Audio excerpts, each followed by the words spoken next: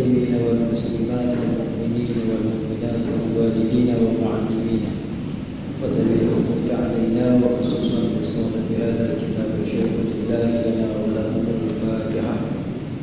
أعوذ بالله من الشيطان الرجيم. بسم الله الرحمن الرحيم. الحمد لله رب العالمين الرحمن الرحيم مالك يوم الدين. إياك نعبد وإياك نستعين اهدنا الصراط المستقيم صراط الذين أنعمت عليهم غير المغضوب عليهم ولا الضالين.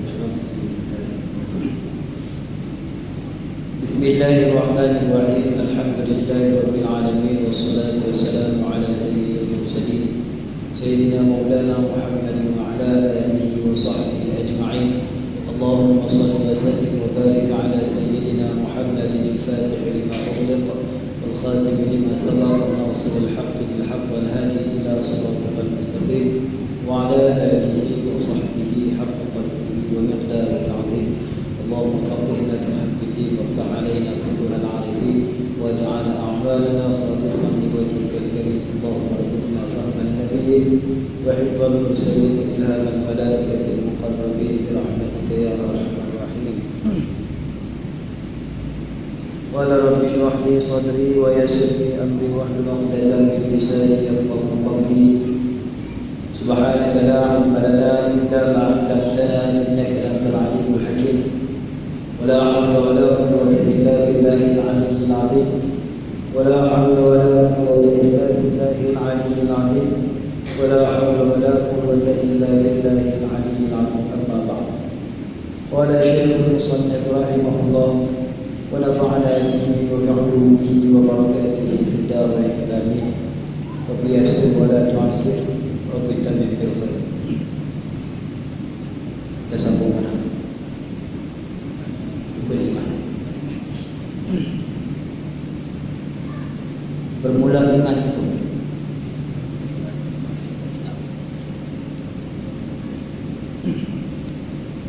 kata musannaf rahimahullah,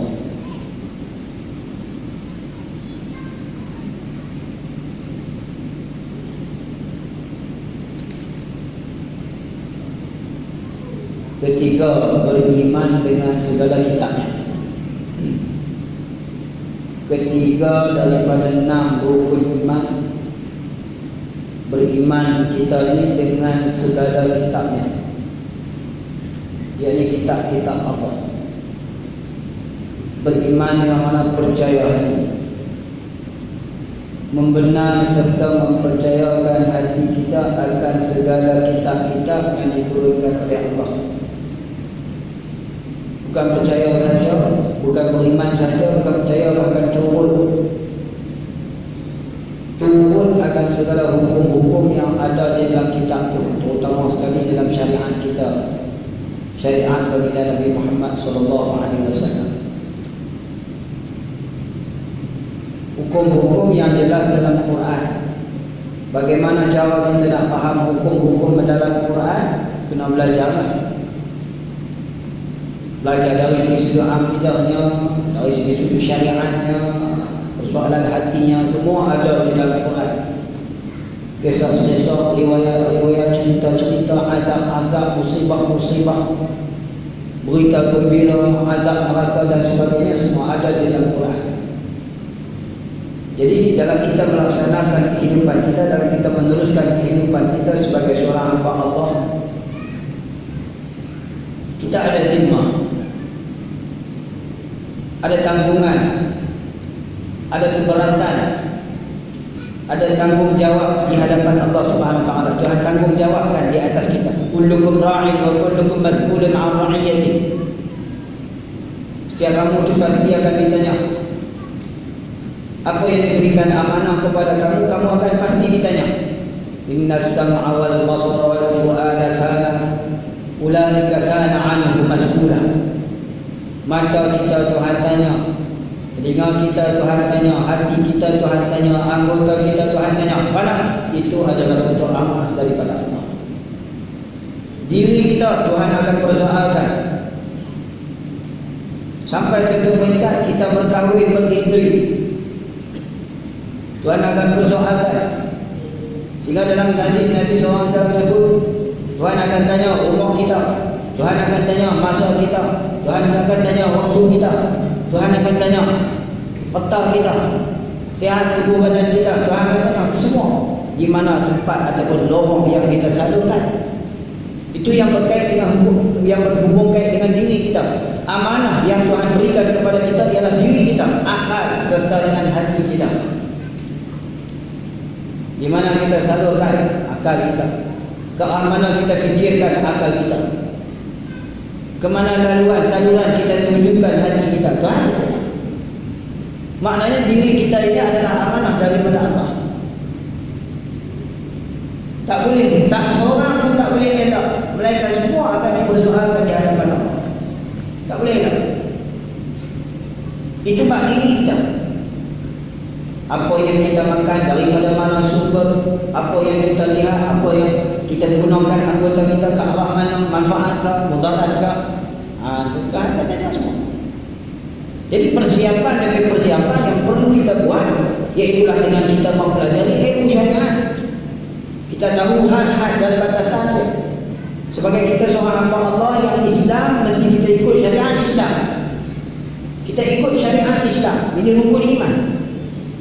Beriman dengan kitab Allah, beriman dan percaya dengan kitab Allah, itu beriman dengan Quran.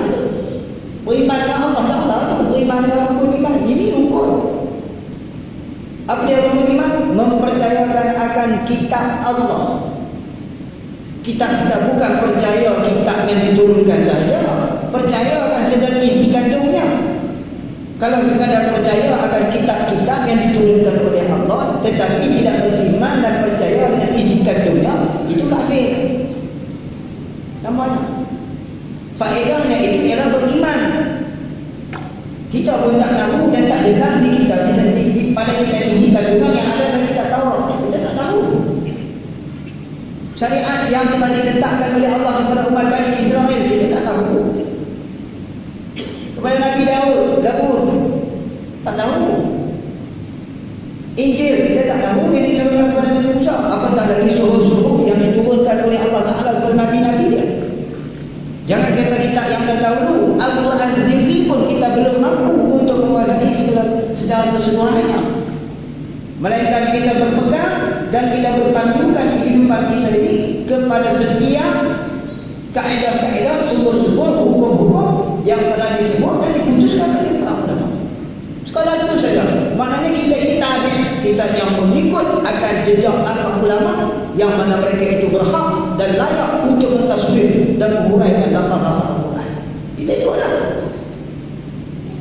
Esok bila kita dah nikah kahwin, akan tanya tentang anak isteri kita. Bila kita jadi ketua kepada masyarakat, Tuhan akan tanya. Kita jadi imam, Tuhan akan tanya. Kita jadi pemimpin, Tuhan akan tanya. Semua Tuhan akan tanya. Ada. Jadi itu adalah amanah. Rukun iman, beriman dengan segala isi kandungan kitab-kitab Allah. Beriman dengan hukum Tuhan. Nah, beriman dengan hukum Tuhan. Hukum Allah. Contoh macam kita kata, ini nak dekat dengan pilihan raya, nak dekat dengan pilihan raya. Allah Ta'ala bagi kepada kita akal, Allah Ta'ala bagi kepada kita nafsu. Allah bagi kepada kita akal, Allah bagi nafsu. Sama ada kita nak menghukumkan mengikut akal fikiran ataupun kita nak menghukumkan mengikut nafsu. Kita boleh pilih untuk menentukan yang mana satu yang berhak, yang sepatutnya dijadikan sebagai hukum dan perundangan Allah. Sebab Tuhan akan tanya. Persoalan kita memilih ataupun tidak memilih itu bukan persoalan. Tapi bila kita berkehendak untuk memilih, kita pilih yang mana? Kita pilih yang mana? Untuk apa? Kehidupan kita. Untuk Islam. Membantu agama Islam. Memartabatkan agama Islam. Bukan memberi laluan ataupun memberi sokongan dan dukungan kepada orang-orang yang tidak menurut dan mengikut perintah Allah. Karena Al-Quran itu diturunkan kerana menjaga masalah ummah ataupun dalam dari konteks yang lain, itulah kebajikan masyarakat itu diutamakan. Nah, apa akhlak yang Nabi SAW tunjuk kepada para sahabat dan seluruh umat dia ketika mana Rasulullah berpindah daripada Mekah pergi menuju kepada Madinah. Rasulullah selamatkan antara yang pertama Yang pertama ialah Rasulullah pastikan ekonomi Islam itu terjadi. Yang kedua, Rasulullah pastikan kehidupan sahabat-sahabat pada ketika itu dalam keadaan kebajikan. Terjaga urusan hidup mereka, tidak ada penindasan, tidak ada kezaliman. Nah, Allah bagi akal kepada kita, bukan nak ceramah politik. Nah, tutup guru kita daripada dulu sampai ke hari ini, duk bawa umat Islam kepada kita ni sebab apa? Sebab nak jaga masalah masyarakat, supaya tidak orang kata apa, tidak diperbodohkan, tidak jadi seorang yang bodoh dan tidak jadi seorang yang dibodohkan. Seperti yang disebutkan oleh Imam Al-Ghazali, orang yang bijak, orang yang cerdik itu ialah orang yang tidak akan dipatuk oleh ular 2 kali di dalam lubang yang sama. Berarti dia tidak akan dibodohkan dengan perbuatan, tidak akan jadi bodoh dan tidak akan diperbodohkan disebabkan tindakan dan perbuatannya. Tindakan itu Tuhan tanya. Nah, Tuhan akan tanya. Pasal apa? Hukum Tuhan, persoalan yang Tuhan akan tanya ialah perbuatan kita. Kemana alat tuju hati kita? Kepada siapa? Nah, ini payah kan? Dia nak jauh-jauh lagi, dia nak kata habis. Tak edit juga lah kerja. Tapi nak tak nak, ini persoalan hukum. Rukun iman, beriman dengan kitab Allah. Nah, beriman dengan kitab Allah bukan beriman dengan Quran tu, balik di dinding di rumah tu, ngaji, faham hukum. Nah, Allah Ta'ala kata arak haram, Allah Ta'ala kata mencuri haram, Allah Ta'ala kata hukum dia gini-gini, orang yang menyebat, orang yang zina gini, orang yang minum arak gini hukum dia. Sebab itu nak jaga apa? Nak jaga rahmat, nak jaga ataupun nak menarik rahmat daripada Allah. Wa ma arsalnaka illa rahmatan lil alamin. Wahai Muhammad, Allah Ta'ala utuhkan, wa ma arsalna, dan tidaklah kami utuhkan Muhammad itu illa rahmatan lil alamin, melainkan nak menarik manusia kepada syurga. Lagu tu terjemah bagi orang faham. Rahmat tu apa yang makna rahmat? Makna rahmat ni nak selamat manusia daripada masuk neraka, nak buat masuk ke syurga. Medan dia apa dia? Hari ini yang ada di dalam dunia kita, di dalam negara kita, medan kita politik, medan kita demokrasi. Allah Ta'ala bagi kepada kita akal dan fikiran. Allah Ta'ala bagi kepada kita nafsu, kehendak, keinginan. Nah, kalau orang yang dia mempelajari hukum hakam, dia tahu membeza yang mana baik, yang mana buruk, sudah tentulah dia akan memilih yang baik dan dia meninggalkan yang buruk. Sehingga kan budak-budak yang memayis itu, nak syarat nak jadi memayis itu ialah dia dapat tahu beza yang mana baik, yang mana buruk. Apatah lagi kita yang sudah besar, tua, bangka ni, takkan tak boleh nak beza hak mana baik, hak mana buruk. Sebab apa? Ni Tuhan bagi kita. Sebab tu Nabi kata dah, ahamul matalibi ala insani salatatu. Ada 3 perkara yang sangat-sangat dituntut atas semua manusia. Ada 3 perkara. Yang pertamanya an ya'rifa rabbahu, dia kenal Tuhan dia. Itu yang dituntut. Mesti dia mengaji tauhid, belajar tauhid, kenal Tuhan dia. Yang kedua, an ya'rifa ma yadurruhu wa ma yanfa'uhu. Nampak? Yang kedua, dia mesti kena tahu suatu jalan yang boleh memberi mudarat ke atas dia dan yang mana memberi manfaat untuk diri dia dan seluruh masyarakat. Dari segi sudut khusus yang dibicarakan, kita boleh sebut tentang politik, kita boleh sebut tentang kedudukan kita sebagai seorang Muslim, di mana hala tuju kita, ke arah mana patut kita menentukan. Nah, bukan nak jadi medan politik, tak, masjid rumah Allah, tapi tempat nyata hukum hakam Tuhan. Sebab tu Nabi kata ma yadurru wa ma yanfa'u. Orang yang cerdik, orang yang bijak, dia tidak akan membiarkan mudarat itu berterusan.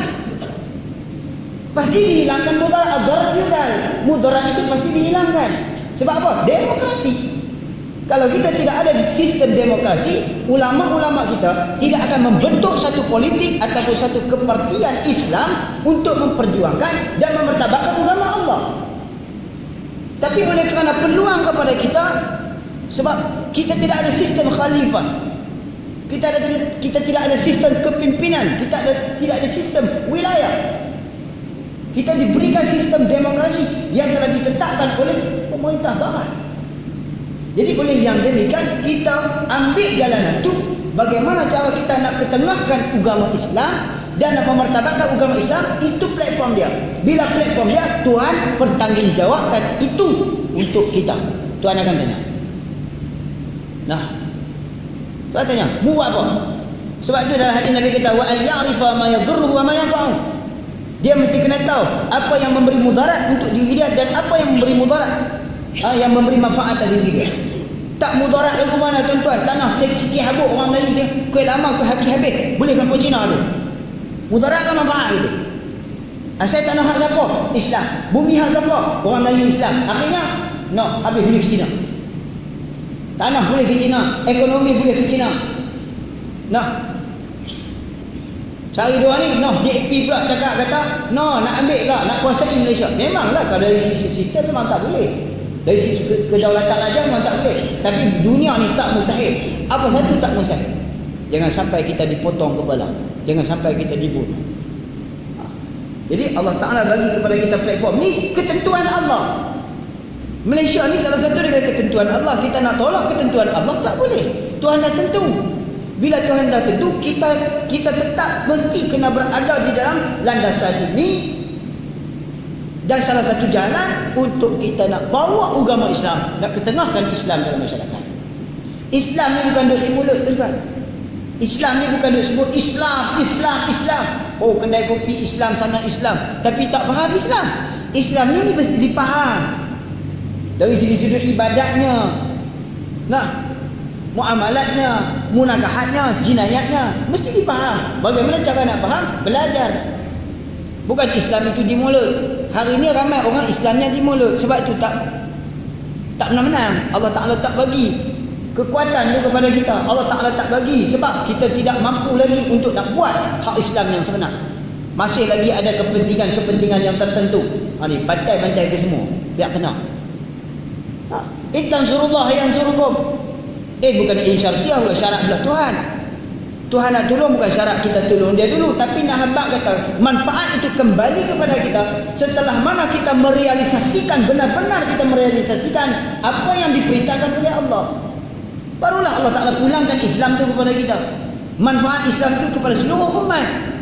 Tapi oleh kerana kita sendiri pun tak bawa Islam yang seperti mana yang dikehendaki oleh Allah, yang dibawa oleh baginda Nabi, mana mungkin boleh penerimaan pertolongan itu daripada Allah. Intazurullah yang surukum. Kamu tolong Allah, Allah tolong kamu. Apa mana kamu tolong Allah kalau kamu sendiri pun tak kenal Allah? Macam mana kamu, apa makna kamu dapat, macam mana rupa kamu dapat makna tolong Allah kalau kamu sendiri pun tak faham hukum syariat? Kalau riba hanya kenal di nama tetapi tidak kenal di makna musamma dia. Tak. Kalau kenal semayang tapi tak tahu cara semayang. Kalau rajin berjemaah tapi masih lagi buat perkara-perkara yang membatalkan pahala jemaah. Nah, sebab apa? Ayya'rifa ma yadhurruhu wa ma yanfa'uhu. Dia mesti kena tahu suatu yang memberi manfaat dan suatu yang memberi mudarat. Maka takkanlah dia nak ambil yang memberi mudarat. La darar, mudarat itu wajib dihilangkan. La darar, jangan kamu buat mudarat atas diri kamu. Wala dirar, jangan kamu buat mudarat hingga menyebabkan jatuh pada orang lain. Mesti ad-darar yuzal. Mudarat mesti dihilangkan. Apatah lagi dari segi sudut demokrasi ataupun sistem demokrasi yang Allah Ta'ala beri kepada kita. Maka kita berhak untuk menentu. Allah Ta'ala bagi kepada kita kuasa untuk menentu. Bahkan ketentuan itu pada hakikatnya datangnya daripada Allah. Dah, kena faham molek ni. Nak kata wajib tak tahulah. Nak wajib tak tahulah. Tapi daripada ulama dulu tu, guru dulu sama dia cerita bab Islam ni. Cerita bab Islam. Kena bagi faham ni tu. Dasar tu kena bagi faham tu. Ini bukan politik ni. Beriman dengan Al-Quran. Beriman dengan kitab. Semua dalam kitab sudah jelas. Zalikal kitab la raiba fi.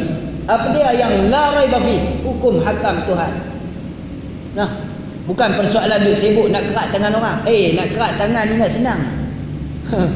Nak jatuh hukum sebab ni nak senang. Mesti kena ada hujah dia. Mesti kena ada dalil dia. Mesti kena ada bukti dia. Hak tu dalam bab jenayah. Nah. Orang yang nak melaksanakan ataupun dia orang yang dah membentuk kerajaan Islam, dia mesti tahu secara detail bab tu. Qadhi dan hakim dia mesti kena tahu bab tu. Bukan kita. Kita tak perlu tahu tapi kena mengaji juga. Yang kena tahu tu qadhi, hakim yang nak menjatuhkan hukum. Kalau macam ni sabit dia kesalahan. Bukan senang-senang nak pergi kerat tangan orang. Tak boleh. Bukan senang-senang nak pergi ambil tindakan, ambil salah atas orang. Tak boleh. Jadi beriman dengan kitab ni berarti kita beriman dan percaya sepenuh hati kita bahawa ini adalah pertusan undang-undang Allah Subhanahu Wa Taala. Tuhan yang gubalkan ini. Nah, hudud ke, qisas ke, takzir ke. Ada. Kita masalah dia hari ni duk kira hududnya. Oh, hudud duk mulut sedia. Kita ni mesti kena hudud. Kita ni mesti kena jalankan undang-undang Islam. Kita ni mesti kena bentukkan negara Islam. Apa yang hang buat dengan Islam? Mengaji pun menyikat. Betul tak? Islam bukan di kedai kopi. Islam bukan di beranda masjid. Islam itu pelaksanaan. Tak? Anak pakai elok jin ni, anak perempuan lah. Lelaki tak apa lah. Perempuan kalau jin, bini pun tutup aurat, tak apa nak keluar. Belit-belit dah tudung. Buat Islam dalam rumah tangga dulu. Kan? Ada ramai kita duk tengok. Ramai duk tengok. Ada yang orang yang ada jawatan dalam Islam, dalam nak membentuk Islam dia ada jawatan. Tapi anak isteri dia sendiri pun dia tak boleh nak kontrol. Anak isteri dia lagi, anak isteri dia pun masih orang kata apa? Anak isteri dia sendiri pun ada lagi. Yalah kita nak dapat konflik. Tak boleh lah tapi sebab tu nak jadi pemimpin, nak jadi orang yang mengatur urusan masyarakat, dia nak jadi pemimpin, dia mesti kena berilmu. Alaikum bil ilmi qabla an ta'ammar. Kamu mesti kena ada ilmu sebelum kamu jadi pemimpin. Bukan pemimpin ni atas dasar aktif, bukan pemimpin atas dasar dikenali ataupun sudah lama dia buat kerja, bukan. Tapi orang yang nak jadi pemimpin ialah orang yang faham agama. Itu baru jadi pemimpin. Ini dah tak ada ni baru lagi ni. Dia lama dah dia berhak kita lentik dia. Jadi padahal agama apa saja tu tak erti. Baiklah, nak jadi pemimpin kena tahu syariat, hukum hakam ni kena tahu hukum mana. Panjang lebar lah cerita bab tu. Habis ya. Kalau ceramah tu habis jam. Keempatnya, beriman dengan segala rasul. Beriman segala rasul. Rasul apa rasul? Sidik, amanah, fatanah, tabligh. Itu rasul. Sidik, amanah, fatanah, tabligh. Itu rasul. Setengah kata rasul itu nabi. Setengah kata rasul, setengah kata tiap-tiap rasul itu nabi. Dan nabi bukan rasul. Setengah kata tak, nabi itu rasul dah. Itu khilaf, masalah itu khilaf. Masalah itu khilaf. Nabi tak wajib atas dia menyampai. Tapi kalau dia menyampai, itu berarti dia rasul. Risalah, dia rasul, dia menyampai. Tapi dia bukan diri rasul. Rasul itu sudah tentu nabi. Rasul itu sudah tentu nabi. Wajib atas dia menyampai. Itu rasul. Beriman dengan segala rasul, segala utusan Allah. Ini rukun yang keempat. Panjang lebar juga lah tahun ni pun. Ulama-ulama tu bahas tu. Kelima, beriman dengan hari yang kesudahan. Ini pun kena atas kepala Allah. Rukun iman ni ditanggung dalam perut saja, tapi tak realisasi, kita tak menggahirkan kepercayaan kita. Beriman, percaya, tapi percaya kita tu martabat mana tak tahu lah. Ini beriman dengan hari yang kesudahan. Beriman dengan hari akhirat. Mati itulah orang panggil apa? Had batasan hidup kita. had batasan segala perniagaan urus niaga kita dengan Allah Ta'ala sudah berhenti pada ketika kita mati, dicabutkan roh, nyawa daripada tubuh kita. Hak tu. Jadi paling-paling kurang pun kepercayaan kita terhadap itu mesti dibuktikan. Mana kita betul-betul yakin kepada kematian.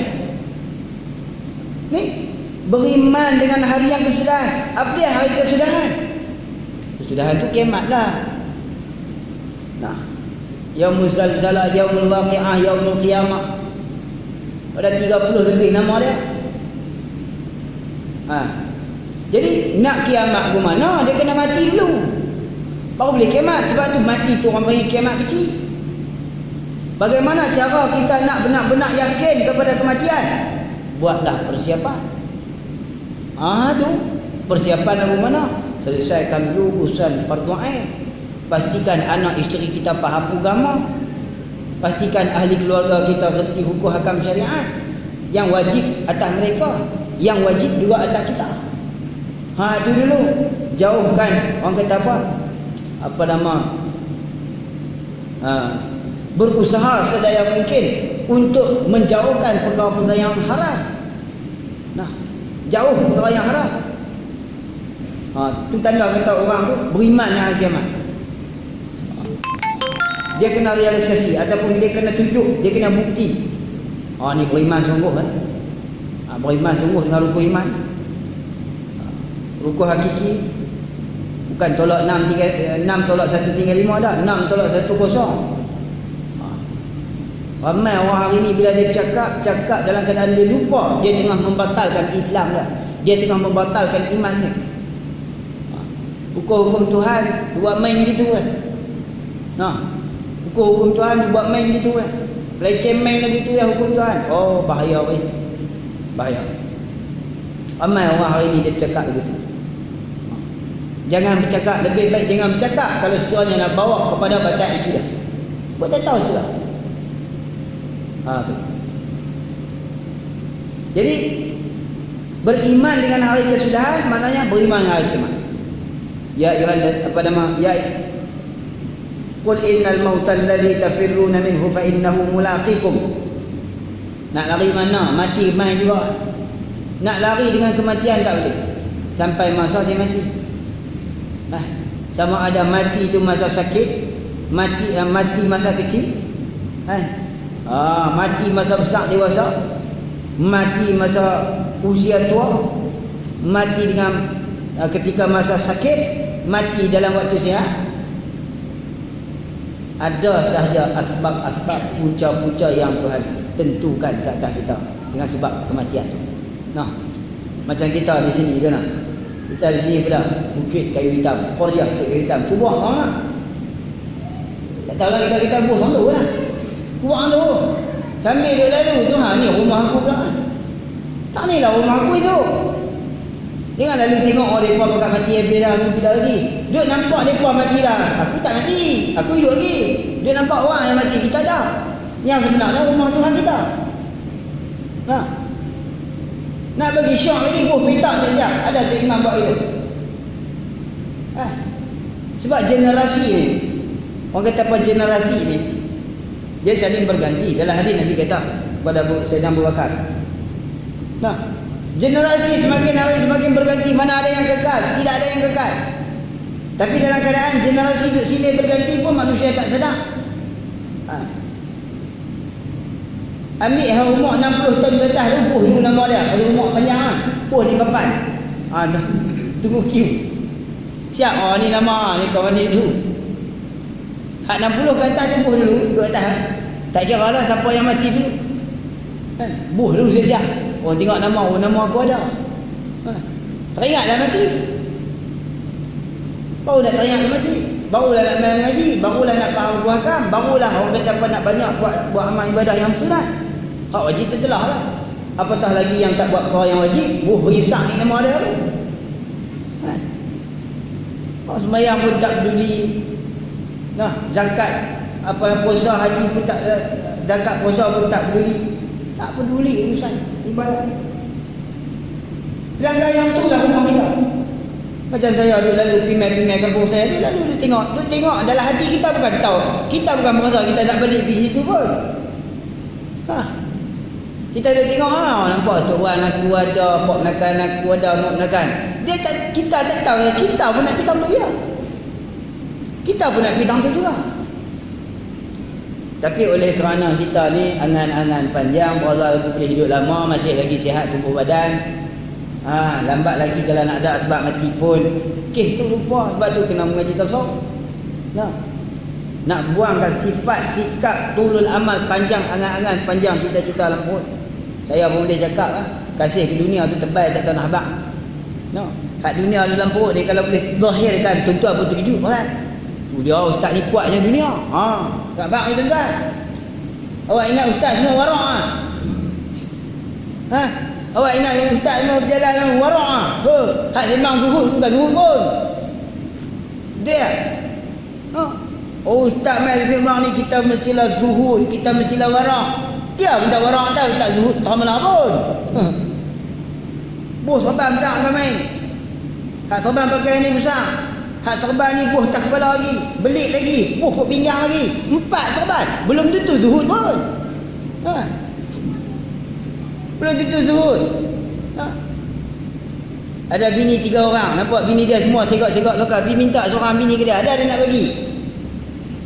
Tak apa, aku cerai bini aku hari habis Aidah nikah dengan dia. Tobat tak bagi. Saya duduk kata orang perempuan kata duduk sembang pasal zuhud ni. Bukan dia senang. Kalau main minta keplekat hak kita pakai dah, boleh lah. Ataupun main minta keplekat hak harga RM20, RM25 hak dalam mungkuih tak buka lagi. Nah, bekah boleh lah. Kena kereta ada 3 biji mai, kereta biji Ustaz. Ubat tak bagi. Tak bagi. Zuhud apa tu? Zuhud pak dia ke tu? Zuhud ni harta duduk di tangan Allah di hati tu memang zuhud. Sebab tu nak cari ulama, orang yang alim hari ni betul-betul muafakat zahir dengan batin. Muhur tak ada payah. Ada payah. Ada orang zuhud mati banyak lah.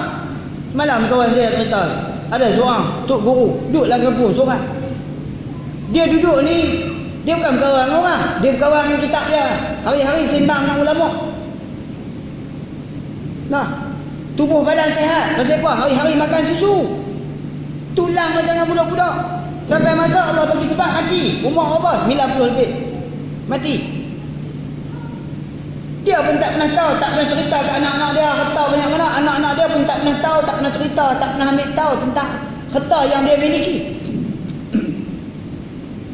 Sampai bila dia mati nak persoal rumah ni di mana geran dia. Anak-anak tak tahu sampai besar tua. Rupanya rumah yang dia duduk tu sewa daripada dulu sampai dia mati. Habis ada apa? Tak ada apa. Hampa cari sendiri. Tu baru sungguh. Saya kata lah, duduk simbang dengan perempuan kata, aku main minta orang, aku ni lah kalau mau orang main minta apa-apa baju kain baju aku bagi, duit aku bagi kalau ada. Main minta jam aku pakai ni tak bagilah. Bagi duit lepas pergi beli yang lain ni. Main minta duit, main minta kain baju boleh. Main minta makan kita bagi, dua saya tak bagi, bini dengan kereta jangan duk main minta. Tobat aku tak bagi. Halo, nak habaq kata, ni beriman dengan hari kesudahan. Beriman dengan hari kesudahan ni dia meliputi semua aspek.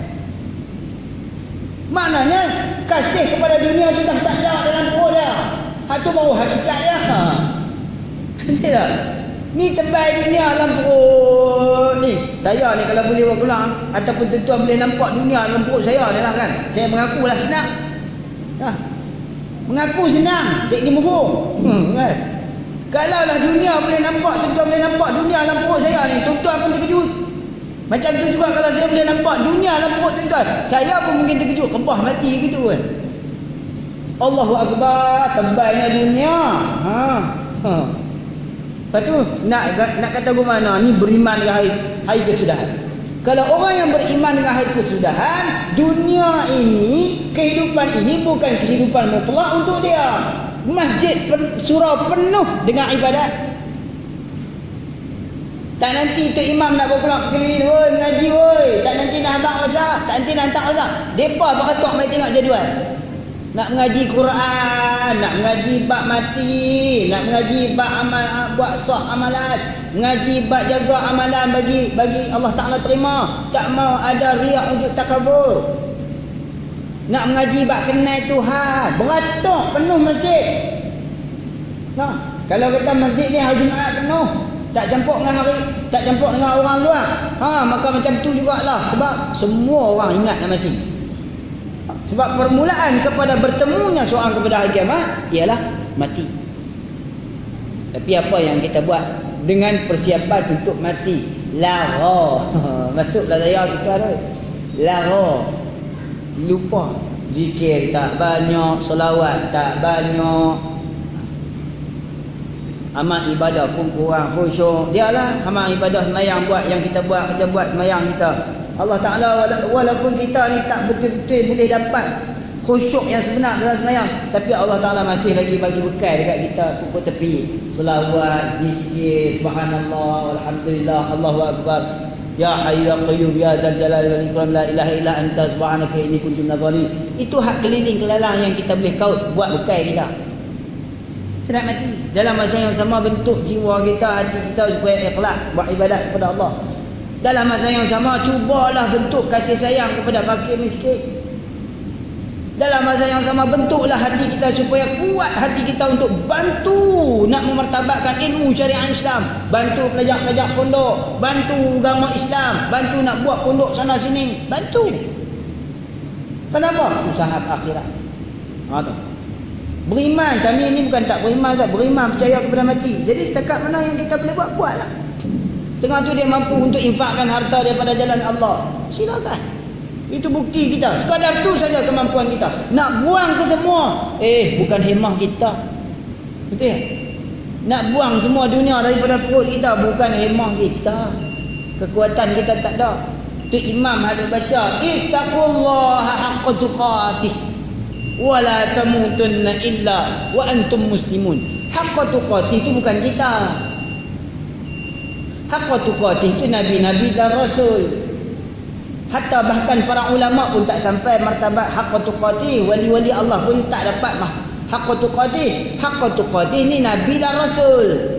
Kalau para wali Allah itu martabat mereka mahfuz, dipelihara, dijaga anggota mereka, hati mereka jatuh daripada jatuh pada dosa. Apatah lagi kita jauhlah dengan martabat haqqa tuqatih. Habis itu kita tiru jalanan Nabi SAW. Jalanan yang Allah Ta'ala sebut dalam Quran. Jalanan untuk kita dapat rahmat Allah. Jauhkan diri kita daripada segala maksiat. Dan kita usaha untuk buat banyakkan ibadat kita kepada Allah. Itu ya. Ada. Ni beriman dengan hari kesudahan ni. Nak mati tuan-tuan. Sakit nak mati tak tahu nak abang lah. Siapa bisa rasa sakit nak mati? Nah. Kalau orang lelaki bohong pun banyak lah. Aku sakit perut mari tak tahu nak habaq, macam nak beranak ambil sama beranak Ada orang lelaki, aku nak awak yang tak nak kenuri mari, aku makan kenuri mari, tapi balik-balik sakit perut macam nak beranak tu dia pun macam nak beranak ni kena ditanya orang perempuan. Depa pun tak ada cerita sakit dari mana. Sakit tak? Sakit. Lagu mana sakit? Tak tahu nak abang. Sebab orang sakit gigi. Orang sakit gigi, Allahu Akbar. Sakit ni tak tahu nak habaq. Boleh cerita? Tak boleh. Sebab dia bangsa perasaan. Macam itulah orang yang Allah Ta'ala bagi kepadanya perasaan takut untuk berhadap dan bertemu dengan Allah. Sebab tu dia buat persiapan untuk mati.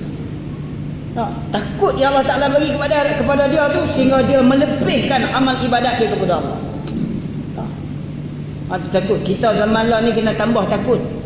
Kalau sama banyak khauf dan rajak pun tak boleh. Pasal apa? Pasal zaman kita ni zaman fitnah. Bila zaman fitnah kena lebih takut kepada Allah. Bila lebih takut kepada Allah, banyaklah buat ibadah. Kalaulah sama banyak di antara takut dan harap, takut kita cenderung kepada harap saja tanpa ada takut. Bukti kepada takut kepada Tuhan, buat ibadat. Atau bukti kepada kita ni takut kepada Tuhan, kita buat ibadat. Kita turut perintah Allah, selesaikan ilmu, buat ilmu dulu. Tu. Nak lari pergi ke mana? Mati tetap datang bertemu dan menjemput kita pergi kepada Tuhan. Tak payah lari juga. Qul, katakan olehmu ya Muhammad kepada Yahudi Nasara, puak-puak kafir musyrik. Kamu kata kat mereka, innal mautal ladzi, sesungguhnya mati yang kamu tafirruna minhu, kamu lari daripadanya itu, mulaqikum, pasti akan bertemu dengan kamu. Kemudian summa turadduna ila alimil ghaibi wasyahadah fayunabbiukum bima kuntum ta'malun. Nah, dengan sebab kematian itu, kamu akan melihat perkara-perkara yang gaib yang sudah dijanjikan kepada kamu. Beriman dengan perkara-perkara gaib, beriman dengan hari kiamat gaib. Benda-benda yang tak nampak, kamu akan lihat kesaksiannya pada ketika itu yang sebenarnya daripada Allah. Dan pada ketika itulah Allah Ta'ala akan balas amal baik kamu dengan setiap apa yang kamu usahakan. Fayunabbiukum bima kuntum ta'malun. Akan ditunjuk, diperlihatkan kepada kamu tentang apa yang kamu lakukan pada ketika hidup di dunia dulu.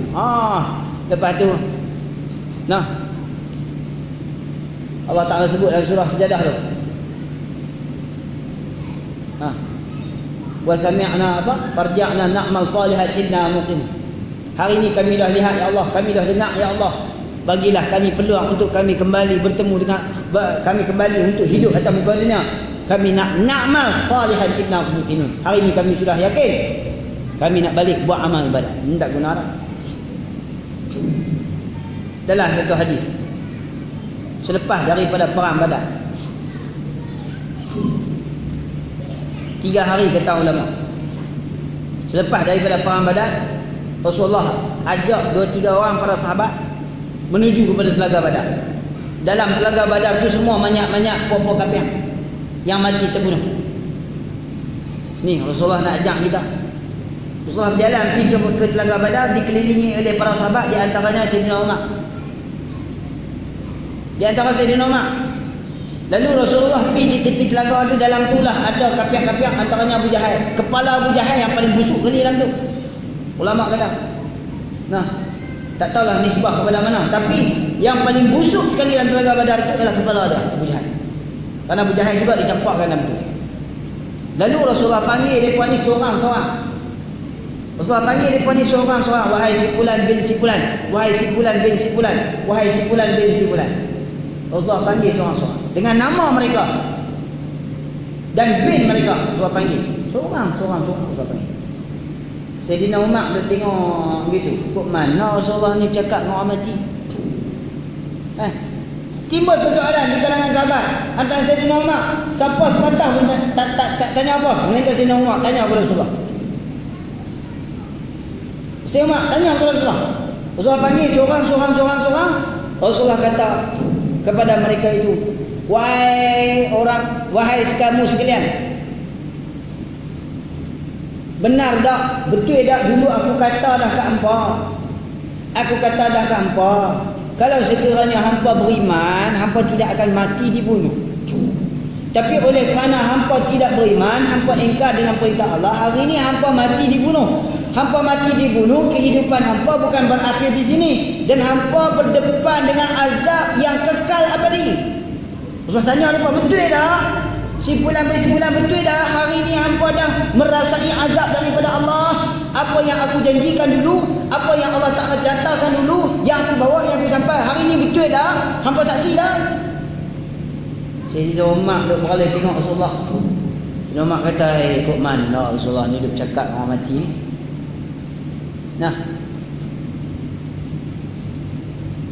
Kok mana Rasulullah ni cakap orang mati. Kita pergi di kubur ada cakap ke tu? Pergi kubur Tok Wan, kita kira pegang betul ni tadi Tok Wan. Lama tak jumpa Tok Wan. Kami anak cucu ni dia teringat kat Tok Wan, kalau boleh nak jumpa dengan Tok Wan dalam mimpi. Ada bila sembang tu? Bid'ah mampu. Gila lah apa benda. Pergi sembang gitulah. Kalau dulu atas muka dunia hidup, kita panggil kat dia Tok Wan, panggillah Tok Wan. Atas muka dunia dulu kita panggil kat dia mak, panggillah mak. Orang baca tertib, saya lah panggil simpulan. Panggil nama dia. Ada kalau dulu panggil nama Seman, Seman lah nama dia. Kalau anak baca talqin kepada mak dia yang mati, panggil mak. Kata kubur apa? Panggil mak. Allahu Akbar. Mak. Panggil mak, sebut nama dia, bukan sebut nama dia, panggil dengan panggilan dia, kata ulama. Nah, panggil dengan panggilan dia. Nah, kalau kita tak panggil dengan panggilan dia, sebut nama bin mak dia, pun tak ada masalah apa. Tapi kalau kita nak panggil dengan panggilan dia yang atas muka dunia dulu pun tak apa. Kita panggil mak ke, kita panggil ayah ke, daddy ke, kita panggil tok wan ke. Pasal Rasulullah pun buat. Rasulullah panggil orang kafir ni, orang kafir betul lagi kita orang Islam. Ni dalil kita bukti harus kita pergi di kubur boleh bercakap dengan orang yang dah mati, yang sudah meninggal. Depa tu duk tengok kita, bahkan tiap-tiap seminggu sekali Allah Ta'ala akan lintangkan amalan anak cucu mereka supaya diperlihatkan kepada mereka. Allah Ta'ala lintangkan amalan anak cucu dia yang masih hidup, pak kita, tok wan kita, tok nyam kita, semua akan diperlihatkan. Bahkan mereka berdoa kepada Allah, nah, kekalkan mereka di dalam ibadah dan kurniakan kepada mereka istiqamah. Kalau mereka ni ahli maksiat, ya Allah, kau berikanlah hidayah kepada mereka seperti mana kau berikan hidayah kepada kami satu ketika dahulu. Mereka berdoa. Habis kita lagu mana? Pergi kat mereka, minta supaya mereka doa yang baik-baik untuk mereka, untuk kita. Kerana mereka juga hidup, tetapi hidup mereka alam barzah. Bukan mati-mati terus. Kehidupan mereka kehidupan alam barzah. Antara waktu yang paling baik iaitulah petang Khamis, pagi Jumaat, petang Jumaat, pergi jumpa mereka. Waktu itulah barulah mereka nilai, oh, esok balik waktu kita mati esok, siapa nak mai sambut kita? Kita mati esok, siapa nak mai sambut kita? Awak mati-mati lagu tu ya? Masing-masing dah. Di dalam alam barzah ada kehidupan. Dalam alam barzah ada kehidupan. Ada orang yang senang dalam kehidupan alam barzah, ada orang yang susah. Ulama kata wa yatazawaruna bainahum, mereka itu saling ziarah menziarahi sesama mereka. Sebab itulah Nabi katakan, apabila kamu nak mengkafankan si mati, baikkanlah kafan kamu kepada mereka itu. Kain kafan biar yang terbaik, yang paling baik ialah pakaian ihram. Dan yang paling baik itu pakaiannya berwarna putih. Kalau kita bermimpi bertemu dengan seorang yang sudah mati, dia berpakaian dengan pakaian putih, itu kata ulama maknanya dia sedang bahagia. Tapi kalau dia sudah mati, kita bermimpi bertemu dengan dia dengan pakaian yang melusuh, tolong dia, cari dia, tak mana kesalahan dia, hutang dia yang belum dibayar. Mungkin ada kesalahan cakapan dia dulu yang pernah dibuat kepada orang lain yang tidak dimaafkan. Mungkin disebabkan harta dia, mungkin disebabkan sesuatu mudarat atau sesuatu dosa yang dia buat yang belum diampunkan oleh manusia. Sebab apa? Kita jumpa dengan dia berpakaian dalam keadaan lusuh, bertemu dengan dia dalam keadaan lemah, bertemu dengan dia dalam keadaan selekeh, mesti ada sebab.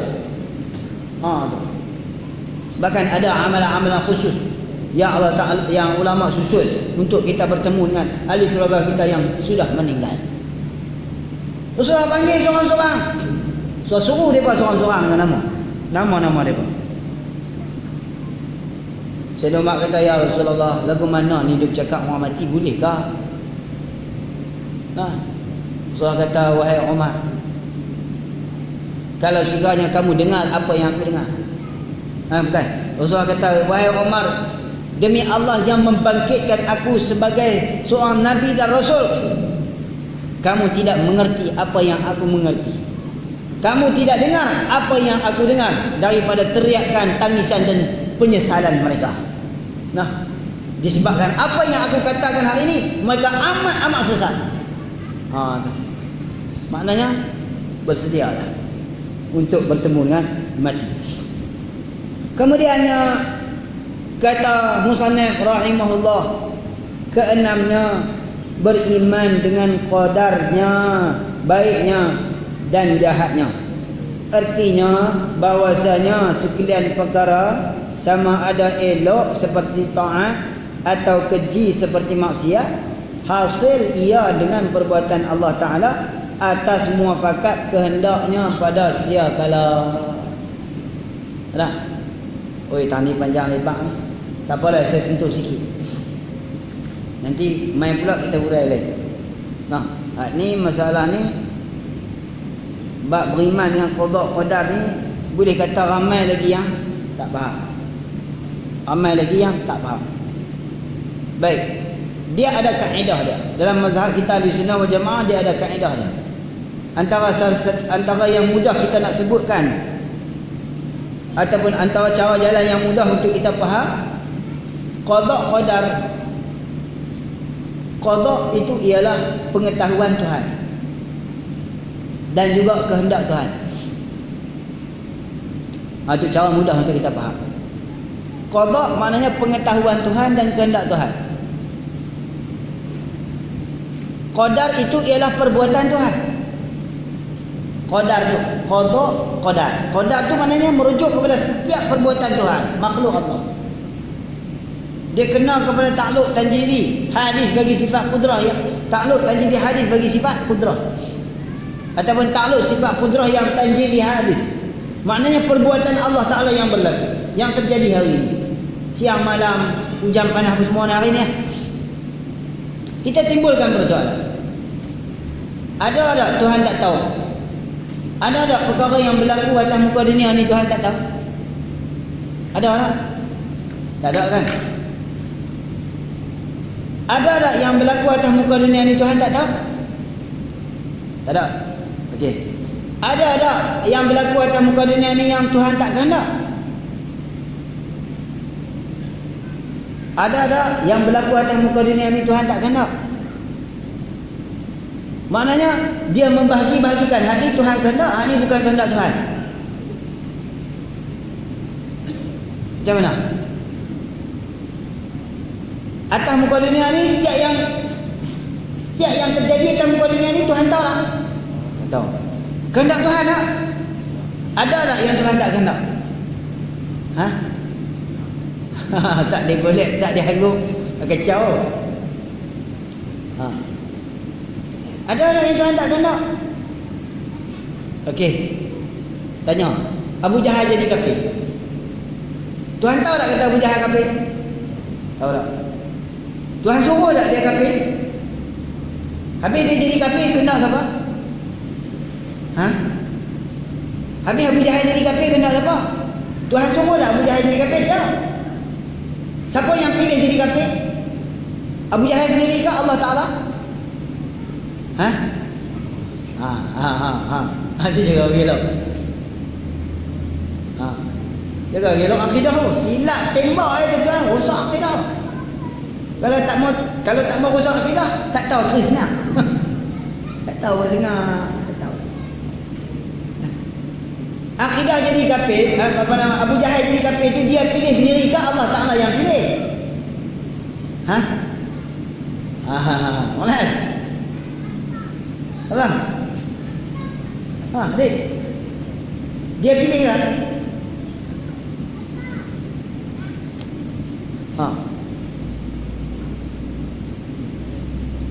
Jangan nampak cara ni nak berhenti. Ada tak dalam tentu habaq ni kat saya. Tak ada satu benda dalam alam ni Tuhan tak tahu tidak. Tiap-tiap perkara yang berlaku di dalam alam ni kehendak Tuhan tak? Kehendak kan? Ada tak yang Tuhan tak kehendak? Malah kita tak tahu. Tapi persoalannya Abu Jahal jadi kafir kehendak apa? Kehendak Tuhan tak? Ada yang kata kehendak Tuhan, ada yang kata tak ni, khilaf ni. Khilaf jemaah masjid Kaidah. Khilaf jemaah ni. Khilaf jemaah ni, bukan khilaf ulama ni. Ni nak beza antara kita dengan Ahlussunnah wal Jamaah. Nak beza antara kita dengan Ahlussunnah wal Jamaah. Nak tahu tak tahu tunggu main minggu depan dah. Kita berhenti kat tu. Saya ada mensolat lagi.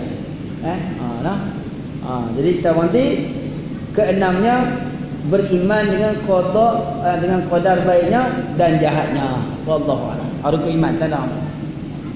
Insya-Allah kita berhenti. Jangan kita tahu tu ni apa nama keenamnya, beriman dengan qada. Ini pun sejarah. Cerita pun sejarah. Qada baik buruk ni sejarah. Lekeh-lekeh kita itu cerita sejarah. Pulah pusing pi lah, kok mana pun nak pergi cukup siap. Jangan lari keluar tanya sudah. Nabi nak bagi faham. Saya pun dulu kan faham pun, tak faham. Dulu sekolah dulu. Mengaji sekolah menengah, sekolah tengah. Bukan faham pun. Masuk pondok 2 3 4 tahun pun tak faham pun. Hujung-hujung ni dari dua ni Allah bagi faham sikit pun. Tu pun tak faham habis sangat. Kan? Wallahu a'lam. Ada soalan?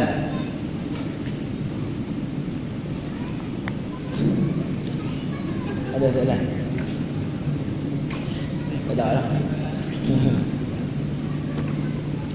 Subhanakallahumma wa bihamdika asyhadu an la ilaha illa anta astaghfiruka wa atubu ilaik. Bismillahirrahmanirrahim. Wal 'asri innal insana lafi khusr illa alladhina amanu wa 'amilus solihat wa tawassaw. Bismillahirrahmanirrahim. Alhamdulillah rabbil alamin. Wassalatu wassalamu ala sayyidil mursalin sayyidina Muhammad wa ala alihi wa sahbihi ajma'in.